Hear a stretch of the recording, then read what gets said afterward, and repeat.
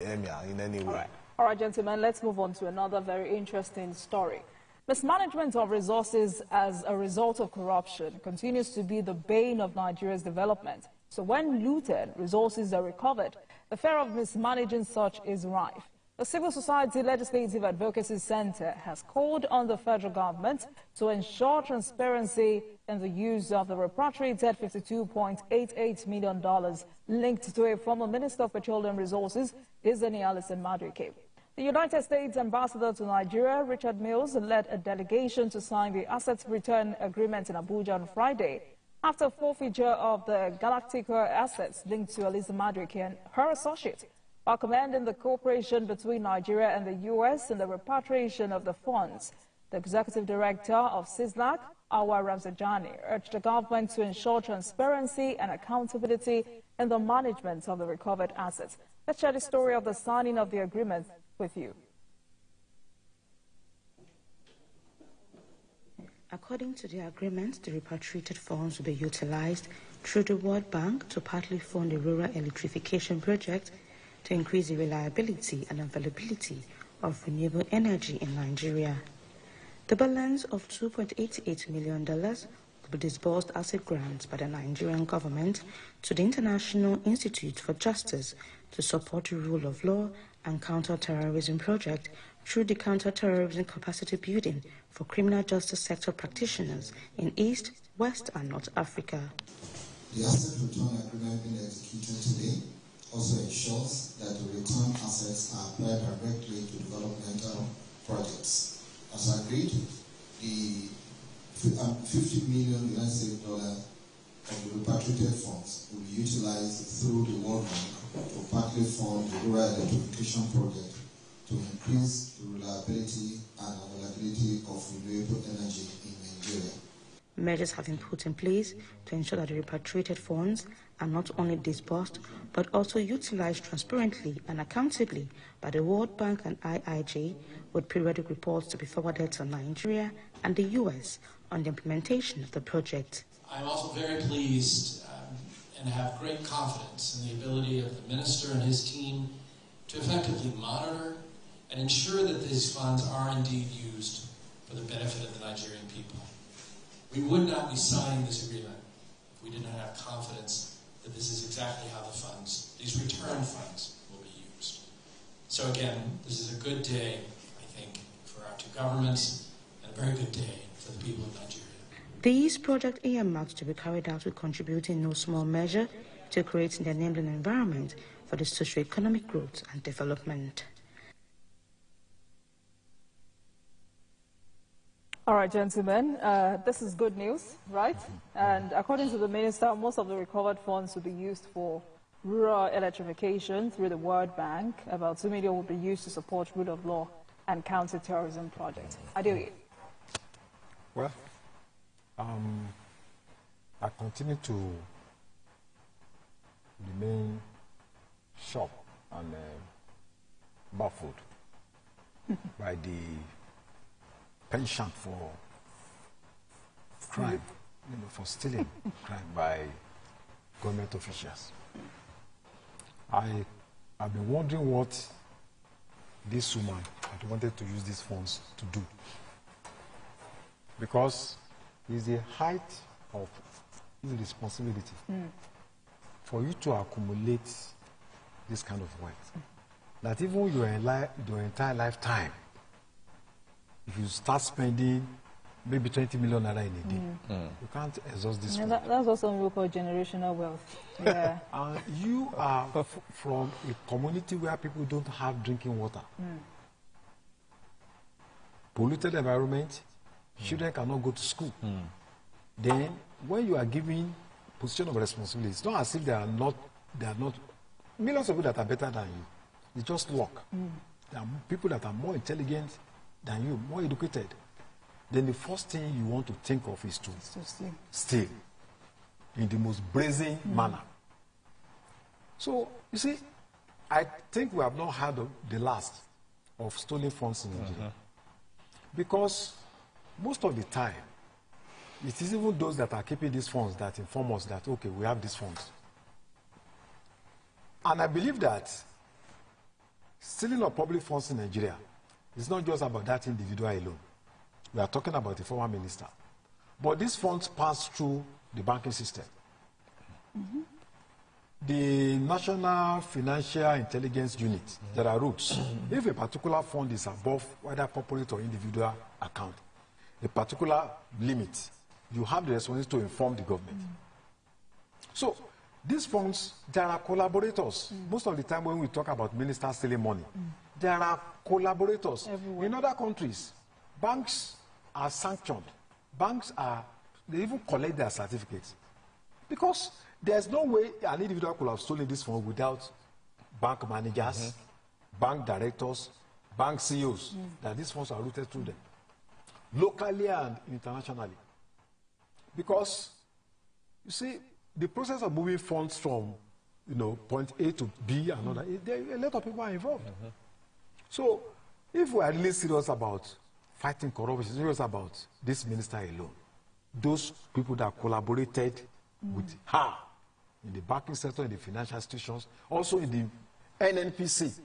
If you're a public official and some funds are being moved out from the oil sector, you have the responsibility by law to inform the government that, look, I'm aware of this.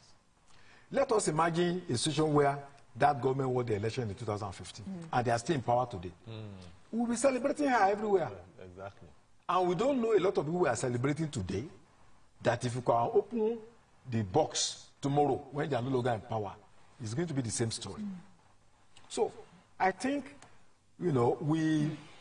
it's a disgrace that Nigerians can accumulate. I mean, when you get power, the next thing is to kill people, commit genocide against your own people. This is economic genocide. You can imagine the number of jobs these funds will have provided for people. Roads. We are still talking about, we don't have railways, we don't have this, we don't have that. When, if you collect the funds stolen by individuals, you discover that even it may offset our debts. So I'm glad about what has happened, and it shows that irrespective of the dark cloud, there is silver lining. For the fact that we are retrieving back these funds, it's good omen for us.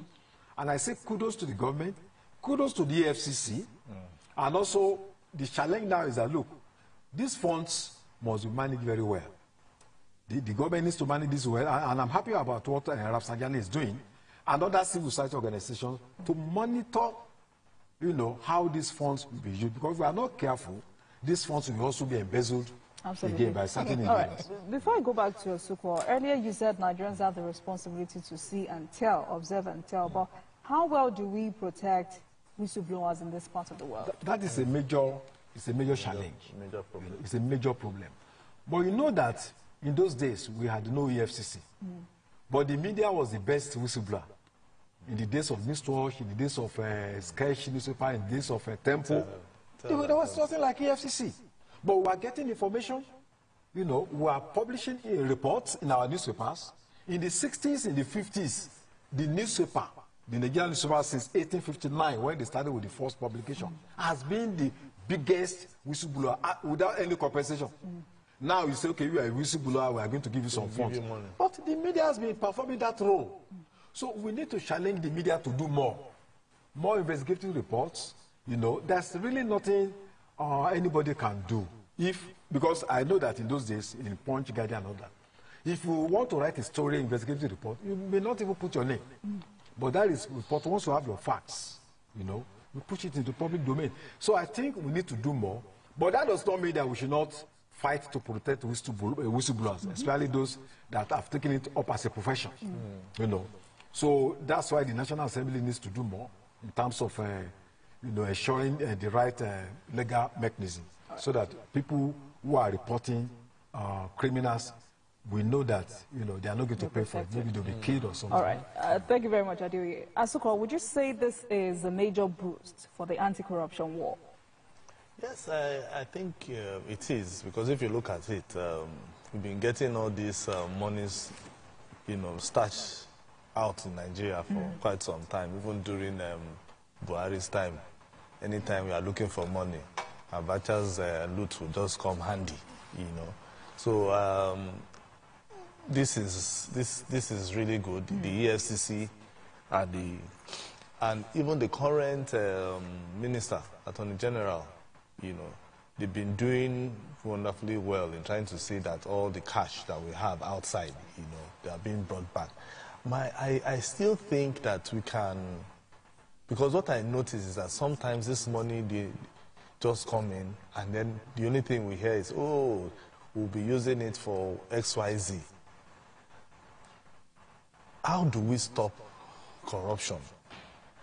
Is this something that we can, as Nigerians, decide that, okay, henceforth, when monies like this come, and we want to use it for, now that we are talking about rural electrification, they can go to the Ziani's village or whoever's village and say, this pole that they are doing, this transformer, is being built by funds stolen from XYZ person. As in, they put that stolen or corrupt practices, they put it in bold, so that people see it and then it becomes a shame, a shameful thing. Because if we continue like this, in China, when once you are caught, you know what it means. Anybody that is caught in China for corrupt practices, the person is gone. So we have to get to that level whereby people begin to see corruption as something that is really bad, as in stealing funds, public funds, as something that is really bad. Because even now, everybody just feel that, oh, corruption is part of us, is our way of life. And, you know, you cannot really blame these politicians. I mean, they know that even when EFCC catches them, it's always a struggle. Nigerians have to beg for EFCC to give us names. That is what I'm saying. You know, because I'm saying it now because people have seen corruption as being a way of life.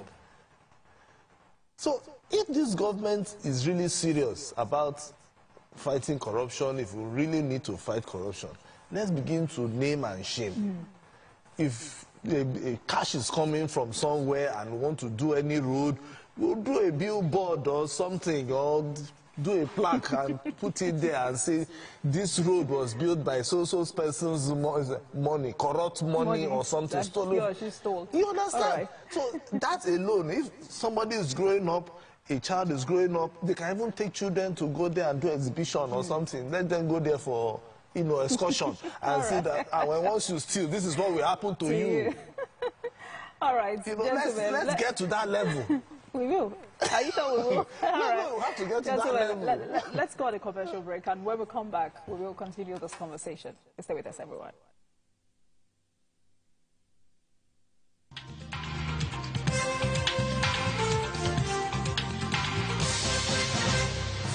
Welcome back, and thank you very much for staying with us on Journalist Hangout on Sunday. And I've been hanging out with Asukwa James and Adewale Adeoye.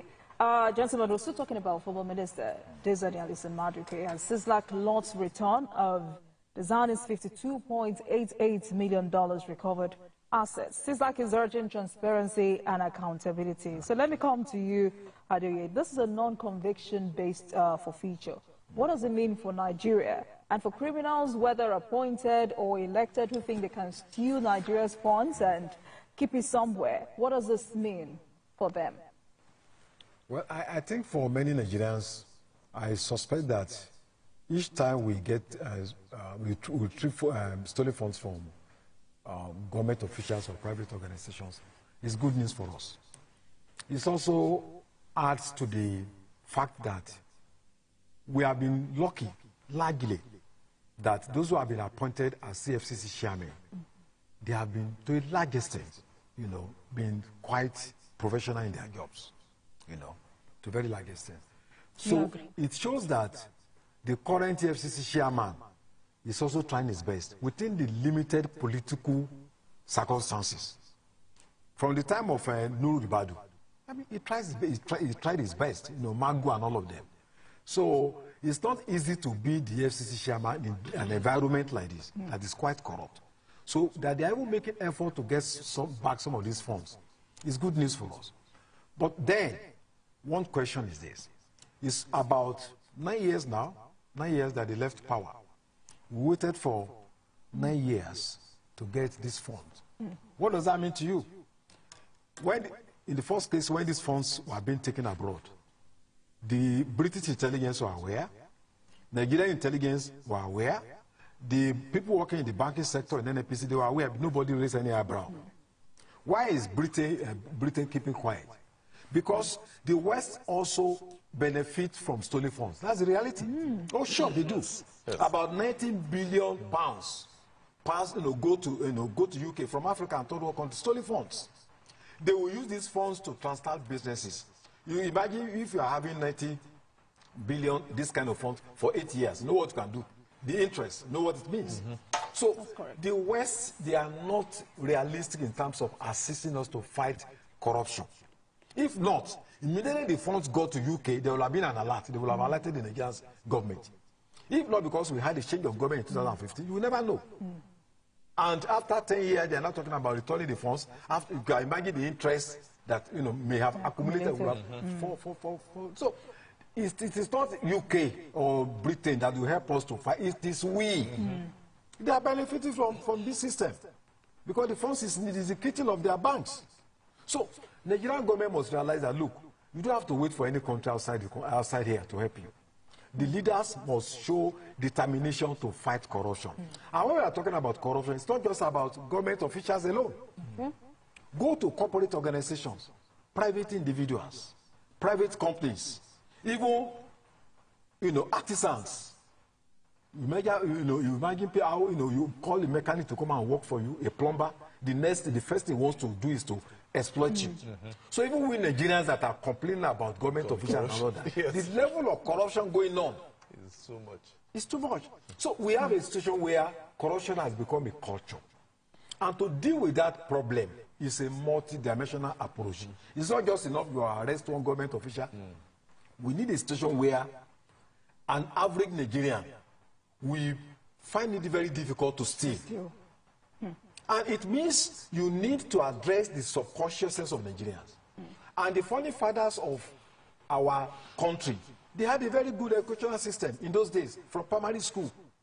The kind of messages you are going to get from your teachers, the kind of folklore you are going to read about tortoise and his wife, talking about greed, and ending up to tell you that the tortoise will pay dearly for stealing.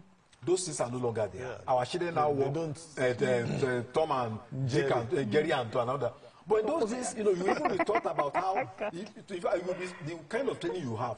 If you see money on the floor, you'll be so afraid to pick it. The God of thunder will strike. Yes.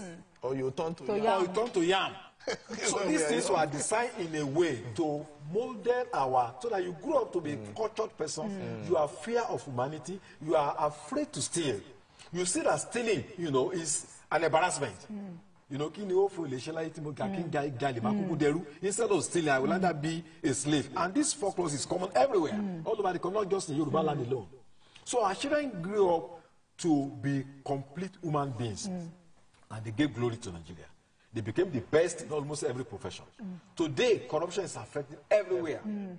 Medical department, medical sector, artisan sector, everywhere it is corruption. These days, if you say, okay, I'm looking for a particular street, the next thing is that when that person tells you he's looking at compensation, you are going to bank to collect 100,000 naira from the bank. The way the person will look at you is as if I'm looking at you to give me something. So we may be blaming coming out. Somebody say it's waiting. Yes, sir. So our humanity is lost. We need to rebuild that humanity. Without that, we cannot be talking about development. We cannot be talking about industrialization. We cannot be talking of having a great country unless we change our attitude. And people are saying, "Oh, Nigeria should change." No, it is the leaders that we put to create. They are the ones that are custodians of rules of sanctions, of what is sanctions for what is bad, and then reward for what is good. That's why they are managing our laws. They are the custodians. So it's the government that can set standard to impose sanctions to punish people that are, that flout the law. It's not individual. They will not change on their own. Thank you very much. Government needs a lot of quite elaborate. Thank you so much. Before we move on, Asukwo, how can we go after more of these stolen funds? That is the work of the EFCC. The EFCC have to spread its dragnet. We have to start looking for where all these funds, have been repatriated to. There was a time Switzerland used to be the haven of, headquarters of stolen funds. So it's been long that I've even heard that we have even gotten money from there. So I'm even worried, Yes. you know. So the EFCC can still pro further, you know, pro further in the sense that all past ministers who have, you know, held positions, particularly the Minister of Petroleum in the past, and where our funds have been going to. It might not be even ministers of petroleum, it might others, you know, to see where these funds are, you know, and then find a way of, you know, trying to bring them back. We have signed quite a number of, you know, deals and agreements with some of these countries. They will help us to repatriate. If the US can do it, the UK will do it. You know, Switzerland will do, France will do. That is why the president is going everywhere. So that when once there's anything that concerns where our money is being, you know, kept, those countries can easily, you know, play ball and then bring back, repatriate our money. The EFCC can do that. You know, it's just for them to sit down and begin to look where this country, where our monies are, and then the monies will come out. But when you hear CISLAC repeatedly calling for a trust fund to be set up to manage these repatriated assets, what does this mean? It means maybe in the past, these stolen funds have been stolen. Okay? So it means that when these monies are coming, they should just be just like a trust fund, truly, you know, kept there. And then at the end, we'll start looking for what do we use these monies for. Okay. Do we need to use it to build a school? Do we need to use it to, just like you are saying about the rural electrification? You understand? Do we need to buy transformer in one particular, you know, town or community? Right. You know, so that there will be that transparency and accountability. But when these monies are coming, all the monies from Abacha and all that, by now, somebody is supposed to tell us, oh, this is the amount that we collected from Abacha, and this is what we have used it for. You begin to itemize them one by one. That is what CISLAC is talking about. Right. So I think we need that accountability from this government, because they have started, you know, from this government, so that people do not question them. All right. CISLAC has done a lot of work on EDA, and there are publications showing that stolen funds, you know, are not being well used. Well so used. many That is why they are projects, talking about. they collect these funds, but they don't do project, them. you know? You know. All right, gentlemen, let's talk security.